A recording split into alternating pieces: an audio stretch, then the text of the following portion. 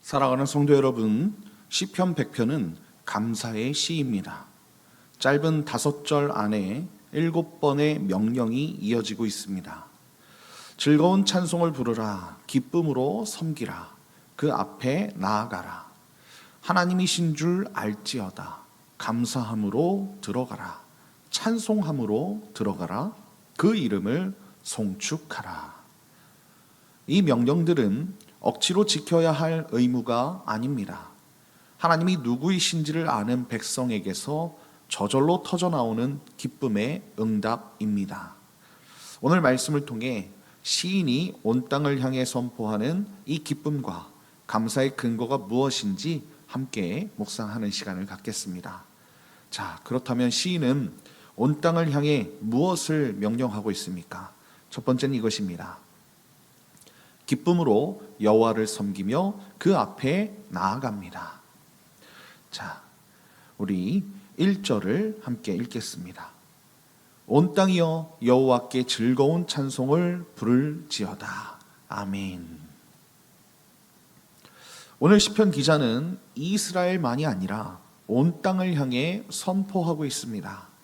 여호와의 통치가 한 민족의 경계를 넘어 온 세상에 미치기 때문에 그렇습니다. 즐거운 찬송을 부르라 라고 번역된 단어는요, 원문에서 함성을 지르다 라는 뜻으로 쓰여져 있습니다. 조용한 노래가 아니라는 거예요. 전쟁터에서 승리를 선포하거나 왕의 등극을 알릴 때 터뜨리는 패부 깊은 곳에서 나오는 환호성이라는 것입니다. 만왕의 왕이신 하나님 앞에서 온 땅이 환호성을 울리라는 것이지요. 자, 2절을 보면 이렇게 말씀하고 있어요. 2절입니다. 기쁨으로 여호와를 섬기며 노래하면서 그의 앞에 나아갈지어다 라고 말씀하고 있습니다. 여기서 섬기다로 번역된 이 단어의 어근은 일하다 그리고 경작하다라는 뜻을 갖고 있습니다. 성막과 성전에서 제사장이 수행하는 모든 봉사를 가리키는 전문 용어와 같은 어근을 공유하고 있습니다. 사랑하는 성도 여러분, 예배는 가벼운 감상이 아닙니다. 삶의 전체를 드리는 전인격적인 섬김이라는 거예요. 그런데 이 고된 섬김의 단어가 기쁨과 결합되고 있지 않습니까? 하나님을 섬기는 노동이 기쁨의 원천이 되는 역설, 여러분 이것이요 하나님의 백성의 예배하는 이 본질이라는 것을 여러분들이 잊지 마시길 바랍니다. 예배는 억지로 끌려 나오는 것이 아니라 왕이신 하나님 앞에 기쁨으로 나아가는 시간이라는 것입니다. 여러분, 이 기쁨은 우리의 컨디션이나 상황에서 나오는 것이 아닙니다. 우리를 부르시고 받아주시는 하나님의 은혜에서 오는 기쁨이라는 것입니다. 우리가 그 은혜를 바라볼 때 우리의 섬김은 기쁨이 되는 것이지요. 하나님의 은혜 안에서 삶의 전체로 기쁨의 예배를 드리는 우리 모두가 되기를 예수님의 이름으로 축원드립니다. 자, 이 기쁨의 예배를 드릴 수 있는 근거, 그렇다면 이 근거는 무엇일까라는 것입니다. 두 번째는 이것입니다.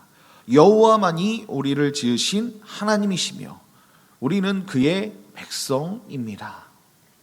자, 3절을 읽어보겠습니다. 3절입니다. 여호와가 우리 하나님이신 줄 너희는 알지어다. 그는 우리를 지으시니요 우리는 그의 것이니 그의 백성이요 그의 기르시는 양이로다. 아멘. 너희는 알지어다 라고 시편 기자가 말씀하고 있습니다. 여기서 알다라는 이 원어는요 인격적인 관계를 통해서 체험하는 뜻을 말씀하고 있어요. 하나님을 안다는 것은 그분의 권위를 인정하고 언약 관계, 그 약속 관계에서 충실하겠다라는 그런 고백이라는 것입니다. 그리고 시편 기자는 이 고백의 근거를 제시하고 있는데요. 그는 우리를 지으시니요 우리는 그의 것이니 라고 말씀하고 있습니다. 여러분, 이 구절의 원문에는 독특한 특징이 있습니다. 기록된 글자는 아니다인데 읽을 때는 그에게 속한으로 읽고 있다는 거예요.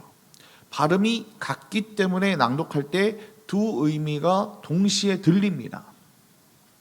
우리는 스스로 만든 존재가 아니다. 그리고 우리는 그분의 소유다. 여러분, 이 두 고백이요, 겹쳐지는 것입니다. 스스로 된 존재가 아님을 우리가 인정할 때 비로소 우리가 하나님의 것이 된다는 거예요. 이것이 예배자의 정체성인 줄 믿습니다. 그의 백성이요 그의 기르시는 양이로다라고 그렇게 고백하지 않습니까? 시편 기자는 목자와 양의 언어로 하나님과 백성과의 그 관계를 고백하고 있는 거예요. 양은 목자 없이 살 수 없지 않습니까? 목자가 풀밭으로 인도하고 위험에서 지키시고 그리고 잃어버리면 찾아 나서는 것이십니다. 그것이 목자와 양의 관계라는 거예요. 사랑하는 성도 여러분, 우리는 때로 자신의 가치를 의심합니다. 세상의 기준에 미치지 못한다고 느끼고 실패 앞에서 주저앉기도 합니다. 그러나 오늘 시편 기자의 이 고백을 들으십시오. 우리는 하나님이 지으신 존재이시고요, 하나님이 기르시는 양이시라는 거예요. 우리의 가치는 능력이나 성과에 달린 것이 아닙니다. 우리를 만드시고 기르시는 하나님께 달려있다는 거예요. 이 정체성을 아는 것, 이것이 기쁨의 예배를 가능케 하는 참된 근거인 줄 믿습니다. 하나님이 우리를 지으시고 기르시는 그 은혜를 우리가 깊이 오늘도 누리고 정말로 예수 그리스도 그분의 그 발자취를 따라가는 하나님의 백성들 다 되시길 예수님의 이름으로 축원드립니다. 자, 그의 백성이 된 자는 어떻게 하나님 앞에 나아갑니까? 자, 세 번째는 이것입니다. 감사와 찬송으로 그 문에 들어가 선하신 이름을 송축합니다. 자, 우리 4절을 읽어보겠습니다. 4절입니다. 감사함으로 그의 문에 들어가며 찬송함으로 그의 궁전에 들어가서 그에게 감사하며 그의 이름을 송축할지어다. 아멘. 성전의 문과 궁전은요, 하나님의 임재 안으로 들어가는 통로입니다. 백성이 그 문을 지날 때 손에 들고 가는 것은 자신의 공로나 업적이 아닙니다. 오로지 감사와 찬송이어야 합니다. 감사함으로 번역된 이 토다라는 히브리어는요, 마음의 감사인 동시에 레위기 7장에 규정된 감사제를 가리킵니다. 감사제는 제물을 바친 후 제사장과 가족 그리고 이웃이 함께 고기를 나누어 먹는 공동 식사로 이어져 있어요. 하나님을 향한 감사가 이웃과의 나눔으로 흘러가는 것입니다. 참된 예배는요, 하나님 앞에서 고백으로 시작되고요, 그리고 형제 자매가 함께 나누는 기쁨의 식탁에서, 그 나눔의 식탁에서 완성되는 것입니다. 자, 5절을 읽어보겠습니다. 여호와는 선하시니 그의 인자하심이 영원하고 그의 성실하심이 대대에 이르리로다. 아멘. 여러분, 시편 기자는 감사의 궁극적 근거를 선포합니다. 여호와는 선하시고 그 인자하심은 영원하며 그 성실하심은 대대에 이릅니다. 이 고백은 이스라엘 역사의 가장 결정적인 순간마다 울려 퍼진 노래였습니다. 솔로몬이 성전을 봉헌하며 영광의 구름을 맞이할 때도 여호사밧이 압도적인 적군 앞에서 찬양대를 앞세워서 나아갈 때에도 그들의 입술에 바로 이 노래가 있었다는 거예요. 성실하심의 어근은 확고하다, 지지하다라는 뜻입니다. 마치 기둥이 지붕을 흔들림 없이 떠받치고 있는 모습과 같습니다. 우리가 기도 끝에 외치는 아멘, 이 아멘이요, 바로 이 단어에서 왔습니다. 하나님의 성실하심은 당신의 백성을 끝까지 붙드시는 견고한 힘이라는 것입니다. 사랑하는 성도 여러분, 우리의 상황과 감정은 날마다 바뀝니다. 그러나 하나님의 선하심과 인자하심과 성실하심은 결코 변하지 않습니다. 그러므로 예배에서 드리는 감사는 모든 것이 잘 풀려서 드리는 감사가 아니에요. 하나님의 변치 않는 성품을 신뢰하기에 드리는 감사라는 것입니다. 형편이 어렵고 마음이 무거울 때도 여호와는 선하시다라는 이 고백을 붙들고 그 문 앞에 나아갈 때 주님은 우리의 마음을 새롭게 하시고 은혜의 길을 열어주시는 줄 믿습니다. 기쁨으로 섬기고 감사로 그 문에 들어가는 참된 예배자로 우리 모두 세워지시길 예수님의 이름으로 간절히 축원드립니다. 결론입니다. 고려신학대학원에서 역사신학을 가르치시는 이성호 교수님은 이런 질문을 던집니다. 하나님은 어떤 곡조를 좋아하실까?